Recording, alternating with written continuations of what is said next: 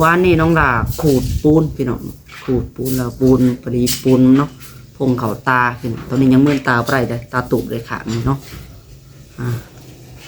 เดี๋ยวพี่น้องเลยเด็กมืนตาไปได้ขาดนี่เจ็บเลยน้ำตาไหลอยู่พี่น้องปวดแว่นแห้งสิไหลคัก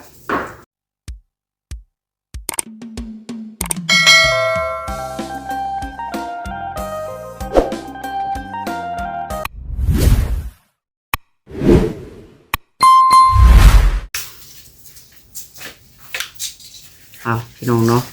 เปิดภาพมาก็ได้ขอโทษขออภัยได้พี่น้องเลยเนาะมื้อนี้ใส่แว่นนะพี่น้องเพราะว่าเจ็บตาพี่น้องเลยเนาะเมื่อวานนี้น้องหลักก็ว่าได้ถ่ายคลิปลงไปพี่น้องไอ้ที่น้องเบิ้งเนาะถ่ายคลิปก็ลงไปกันขาดเขินพี่น้องเลยต้องขอโทษขออภัยแม่ๆซีบุสุคนเนาะเมื่อวานนี้น้องหลักขูดปูนพี่น้องขูดปูนแล้วปูนพอดีปูนเนาะพงเขาตาพี่น้องตอนนี้ยังมืนตาไปได้ตาตุบเลยขาดนี่เนาะเดี๋ยวพี่น้องเลยเด็กมืนตาไปได้ขาดนี่เจ็บเลยน้ำตาไหลอยู่พี่น้องปวดแว่นแห้งสิไหลคักจังไรกับพี่น้องเนาะโดยสบายดีและสวัสดีใส่แว่นก่อนพี่น้อง สบายดีไปแม่เอฟซีเบิร์ดสุขูสู่คนพี่น้องเนาะเอฟซีที่หักแพงน้องเสละพี่น้องเลยได้ติดตามนะครับชมพี่น้องเนาะวันนี้น้องดาจะมาถ่ายอัปเดตคลิปลงไปให้พี่น้องเบิ่งก่อนพี่น้องเลยเห็นเรียกก็ออกจากแสงตะเวนบ่ได้ดอกพี่น้องเลยเนาะถ้าบ่มีแว่นนี่ยังไปบ่รอดขนาดใส่แว่นยังน้ำตาไหลอยู่พี่น้องเลยเนาะอยาก IFC เลยใส่แว่นเพราะว่าตาตูบเลยพี่น้องน้ำตาไหลบ่หยุดเลยไปพี่น้องเลยเนาะจะเป็นจังใดน้องหลาก็ใส่ยาแล้วพี่น้องเลยใส่แต่ก็ยังบ่เศร้าตอนนี้ก็ยังคัดอยู่เนาะ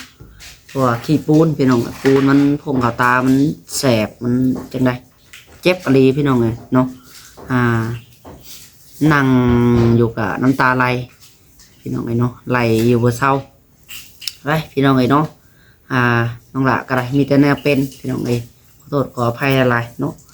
ในใจกับไผสิอยากสิเป็นพี่น้องเลยเนาะแต่จังไรมันเป็นให้พี่น้องฮอดขาดเจ็บเวลาเจ็บพี่น้องเลยเนาะไปเป็นนี้เดียวน้องหลาจะไปเบิ่งอัปเดตเบิ่งเฮือนน้องถอยทองพี่น้องแล้วก็เฮือนน้องหลาเองเนาะเฮือนน้องหลาก็กำลังทาสีอยู่เลยพี่น้องเลยเนาะทาสีแต่ก็เจ้าของก็ยังออกแดดบ่ได้เลยพี่น้องเลยเนาะวันนี้แหละถือว่าใครแน่พี่น้องเลยเมื่อวานนี่มือตาบ่ขึ้นเลยเมื่อวานนี่นอนเบิดมือเลยเมื่อวานนี่พี่น้องเลยเนาะได้เห็ดหน่อยเดียวให้เบียกกับพอดีปูนพงข่าวตาได้อยู่บดมือบดเว้นเลยเนาะกดแวนกันน่ะแดงเลยขังตากระตูบออกแสงสว่างน้ำตาสิไหลพี่น้องปะพี่น้องวันนี้เดี๋ยวน้องนัดจะชวนพ่อแม่พี่น้องFCขับไปเบิ่งไปส้มน้ำกันนะพี่น้องเนาะตาเด็ดเบิ่งเฮือนน้องเตยทองหรือว่าน้องหลาก่อนพี่น้องเบิ่งเฮือนน้องจ้อยด้วยพี่น้องเนาะน้องเพิ่นกำลังอนามัยปัดเฮือนอยู่เล็กน้อยแต่ก็ไปพุ่นละพี่น้องเพิ่นน้องเตยทองก็แหละเนาะไปชนะพี่น้องเพราะว่าหลายใหญ่กันห่างนะพี่น้องเนาะพี่น้องเนาะเปิดภาพบรรยากาศมาก็ได้น้องจ้อยกำลังปัดกวาดเฮือนอยู่ทางนี้บรรยากาศกับบริเช้าอะไรพี่น้องเนาะ8 โมงเลยสบายดีน้องจ้อยใส่แว่นเลยน้องจ้อยพุดแว่นมาได้พี่น้องเลยเนาะน้องจ้อยหยอดยาให้ก็ได้ยังบ่เศร้าอยู่นี่ก็ได้ยังแบบออกตากแดดยังน้ำตาคูโคบอยู่เนาะปัดเฮือนแล้วเลยจะไปพุ่นบ่น้องจ้อย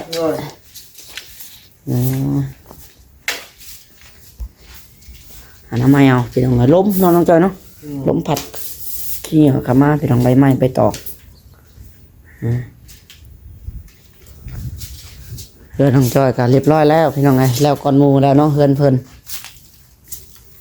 แล้วละ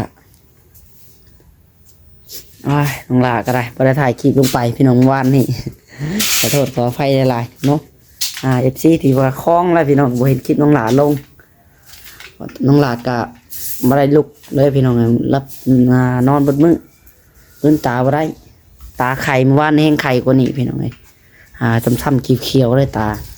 ถึกปูนกัดพี่น้องเลยเนาะยังดีเลยตาบอดพี่น้องเลยปะแล้วเลยได้แล้วบ่ไปพูดแล้วสิเกือบค่อยไผใส่ไปวะ ตื่นมาแต่คือน้องจ้อยนะพี่น้องบ่เห็นเกือบแล้วบาดนี้อัดไว้รถประตูนี่เดี๋ยวไก่เข้ามาได้น้องจ้อยอัดรถไปเรียกจะพูดแหละ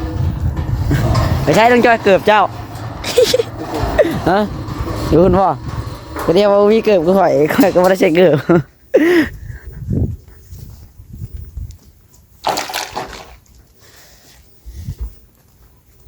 กันเอามาแซงนึงก็แม่นแวนโมมืดนี่พี่น้องให้ไปบ่ได้เลยน้องล่ะ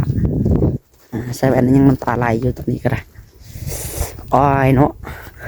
จังใดก็ฟื้นถ่ายคลิปลงไปให้แม่ๆ FC เบิ่งก่อนพี่น้องคือน้องเลยทองเห็ดหอมใสแล้วกำลังไล่เทคันอยู่บ่ทางนี้สบายดีน้องเลยทองสบายดีโอ้สบายดีประสงน้ำเด้อระวังได้แมทปาดได้เนาะเทได้จะข้านเมื่อวานนี่4บ่พวกไม้แบบมีแต่เทได้แต่เทื่อละ4ข้านเนาะ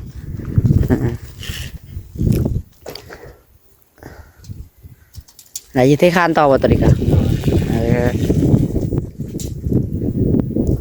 สิเทตัวนี้พี่น้องเนาะเห็นใส่อันแปลกๆแล้วมันเนาะแต่ว่านี่แหละข่อยมื่นตาบ่ได้ค่ะลุกบ่ได้เลยวันนี่อ๋อ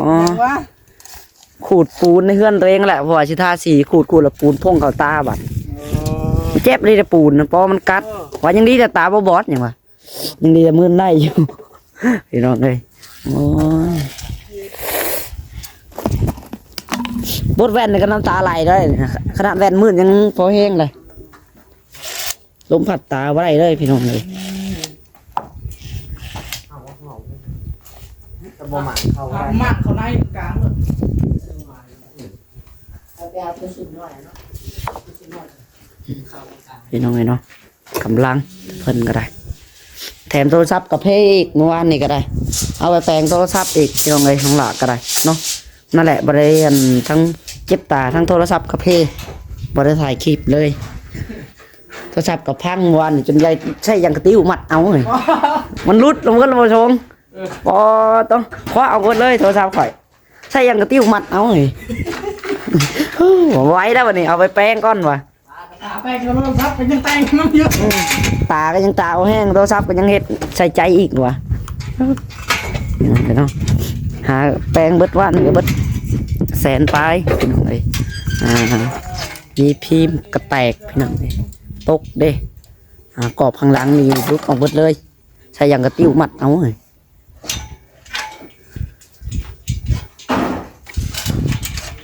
พวกนักล่าหามข้าในบ่เธอทอง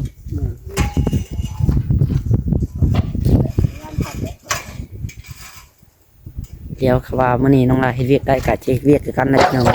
เนาะถ่ายคลิปให้แม่ๆ FC เบิ่งก่อนแต่ก็บ่ได้ปลดแว่นดอกคันว่าเฮ็ดเวียกก็ได้ใส่แว่นเบิดมือแล้วมื้อปลดแว่นใส่แว่นก็ว่าค่อยๆแน่พี่น้องบ่หุงบ่แสบตาปานใด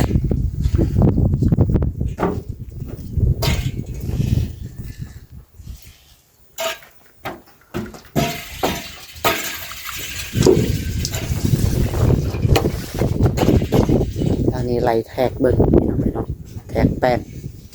เอาแบบ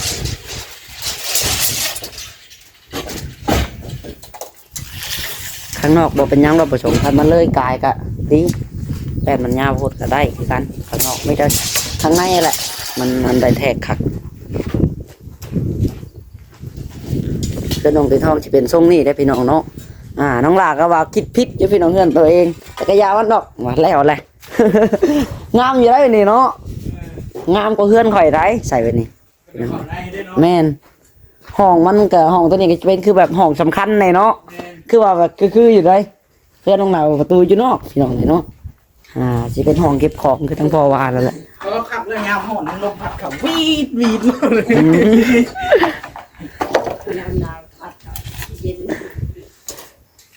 แต่กระยามันมาแล้วเลยเอาวันนี้ก็ได้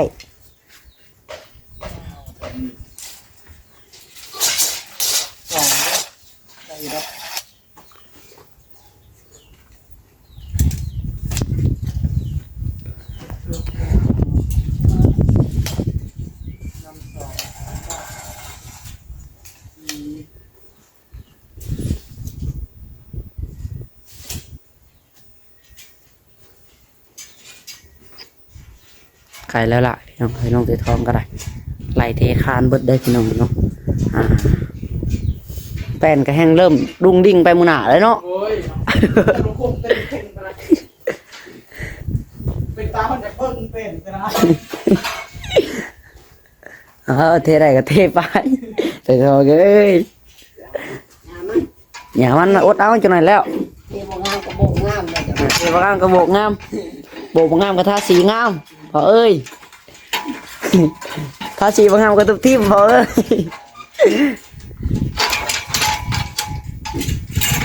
งามดีเนาะ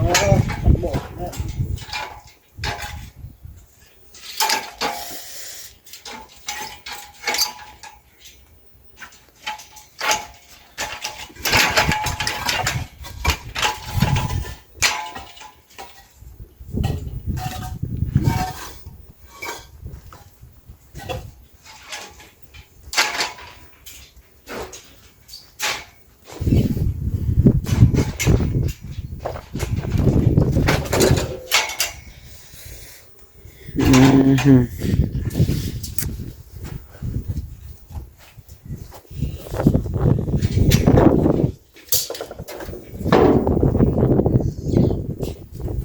ใส่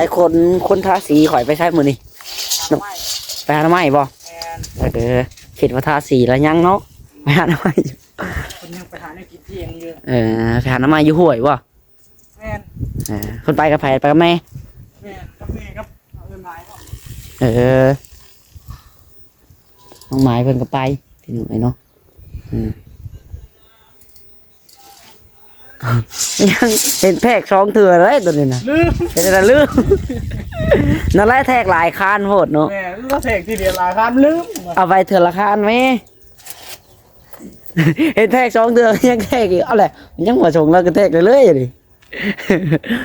ลืมแล้วเนาะแทกคานนั้นมาแทกคานนั้นแทกไปเลยๆพี่น้อง ยังคานนี่ครับ อ่า บ่พอวะ งั้นเลยจะข้ามมันสิบริเทพมันนี่ ยังสี่คาน ยังสี่คานเนาะจบแล้วมันนี่เนาะเท่าแล้วเราก็กอตอนนั้นพี่น้องนี่กอตังมาแก้วไหลกอเต็มเลยพี่น้องตือทองยังตือน้องหลานนี่แหละพี่น้องเอ้ยเนาะก็ยังพอแล้วผู้ทางพ่อพดกอบ่พี่น้องเอ้ยเนาะกอคือน้องหลาพี่น้องเอ้ยน้องหลาก็ได้มึนตาบ่ได้พี่น้องเจ็บตาโอ้ยทรมานได้พี่น้องพี่น้องเจ็บตานี่อ๋อต่อย่างไม่ใช่ก็บ่ได้ออกแสงซัมเบมไพร์นะพี่น้องออกซัมเบมไพร์ออกแสงตะเวนนี่บ่ได้เลยมักอยู่แต่บนมืดสวยดีน้องพ่อ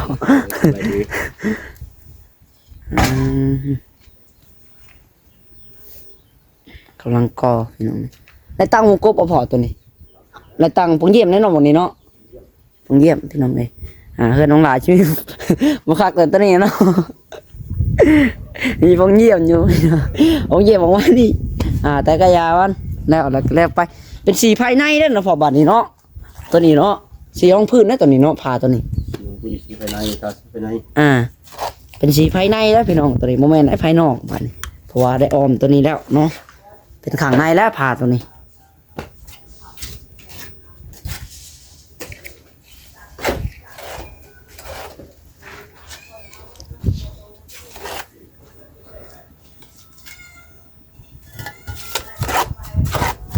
ก็กำลังเล่นกออยู่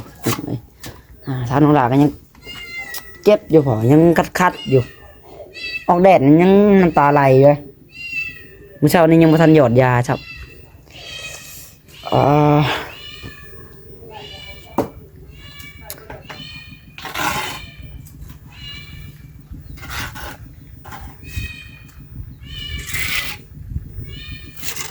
ช่างใหม่เป็นมหาละใหม่บ่พอ เนี่ยไข่มดแดง อันนี้ไข่มดแดงเป็นไงไข่มดแดง มีเลือกกินก็ให้เนี่ยไข่มดแดง นี่ไข่มดแดงตามโคกนี่แหละ ไปน้องนี่น้องหน่อย น้องเวียนน้องหน่อยน้องหน่อยก็ไปเนาะ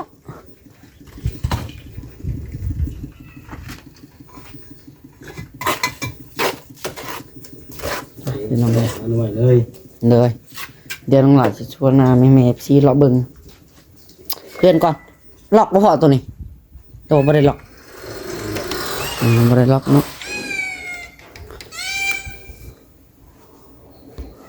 นี่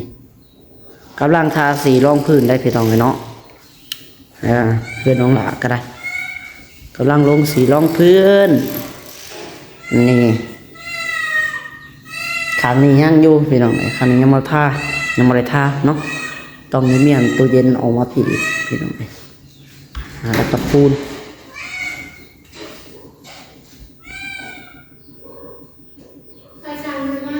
ยังได้มาแล้วแต่แง่ขันบแดงใช่อีฟอว่าจะเอาไปแง่ขันบแดงอันนั้นไม่ได้บอกยังว่าต้องกินข้าวเช้าน้องหลากันย่างคือกันพี่น้องเดี๋ยวมาหลอกให้แม่ซีเป็นก้อนเนาะเด็กตอนนี้กันย่างอยู่พี่น้องเลยสีรองพื้นลายทาสีรองพื้นก่อนน้องวีปัญหากันมาแต่หาน้องไม่คิดว่าเป็นไงครับโมเดลอีพอก็ว่าเป็นไงครับโมเดลเบิดแล้วบ่น้ำหวานหมดเลยแฟนนี่น้องเลยเนาะคนหลายพี่น้องเลยปกติละล่างจะบอกลูกกิ้งนี่พี่ตัวนี้นะล่างอยู่เนาะ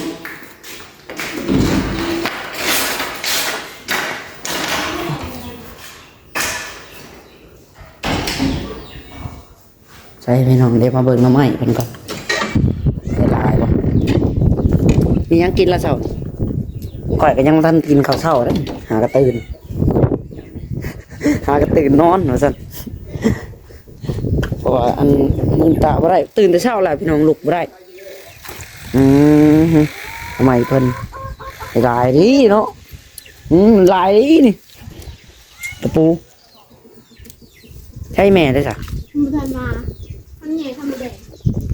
แม่ใหญ่ขับแดงกับน้อยบ่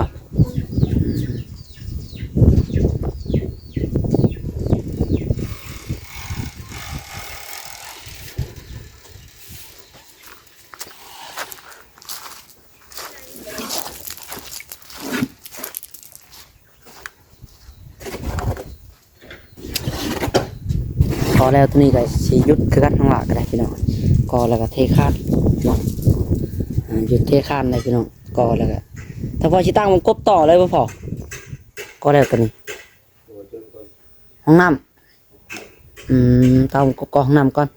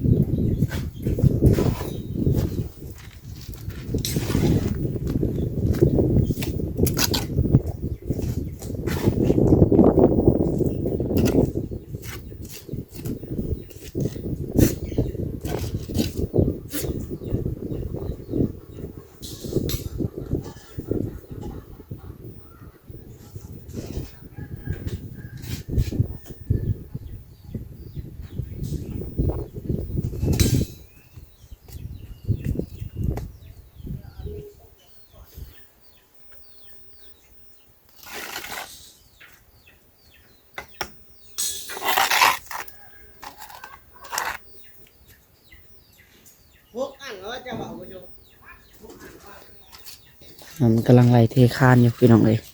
เนาะต่อพี่น้องไปทองกันไปมาเบิ่งจะเป็นเฮ็ดเวียกก่อนย่างก็ไปย่างลงมาอยู่นี่แหละพี่น้องเลยเนาะข้างหลังก็ได้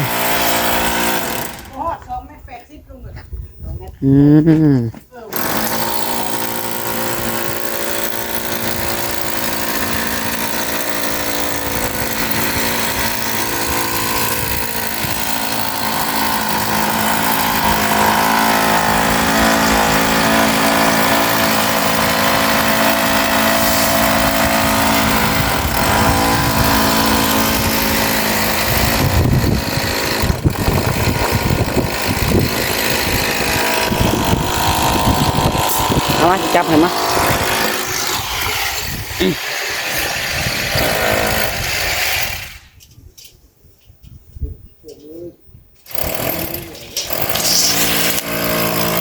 เอา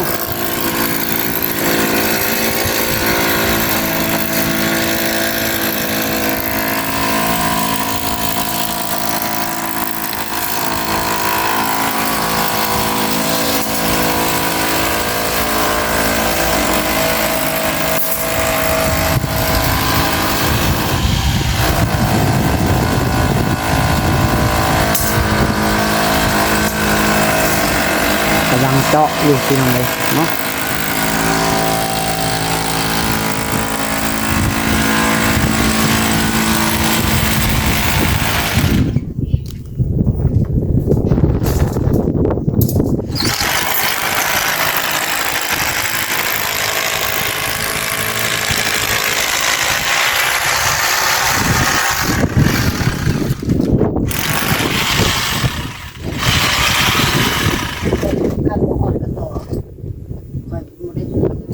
ไปพี่น้องเนาะโอเคสำหรับคลิปนี้ก็ได้สิประมาณนี้แล้วพี่น้องเอ้ยสิขอตัวลาไปก่อนพี่น้องเนาะไปพบพ่อกันคลิปต่อไปพี่น้องเอ้ยโอ้คือน้องดาวก็คือว่าใส่หัวใส่อย่างเรียบร้อยแล้วพี่น้องเอ้ยเนาะถ้าว่างๆน้องเราจะขับแบบเด็กเบิ่งให้พี่น้องเบิ่งพี่น้องเนาะไปสำหรับคลิปนี้กันน้องหลาแต่ว่าน้องหลาบอกผิดพลาดประการใดต้องขอโทษขออภัยหลายพี่น้องเอ้ยคือทางน้องหลาก็มีแต่แนวเป็นพี่น้องเนาะโอ้ยอุบแล้วนะนี่พี่น้องเอ้ยในใจใครจะอยากเป็นเนาะนี่อะไรพี่น้องมันตึงเป็นให้แล้วน้องหลาก็ได้เจ็บพี่น้องออกแดดก็ยังบ่ได้ใครบ่มีแว่นนี่ก็สิแม่นออกมาถ่ายคลิปบ่ได้เลยมื้อนี้พี่น้องเอ้ยไปโอเคพี่น้องเนาะสำหรับคลิปนี้ก็จะขอตัวไปก่อนพี่น้องเอ้ยเดี๋ยวไปหาเอายาใส่ตาก่อนเนาะสำหรับคลิปนี้จะขอกล่าวคำว่าสบายดีพี่น้องเนาะบ๊ายบาย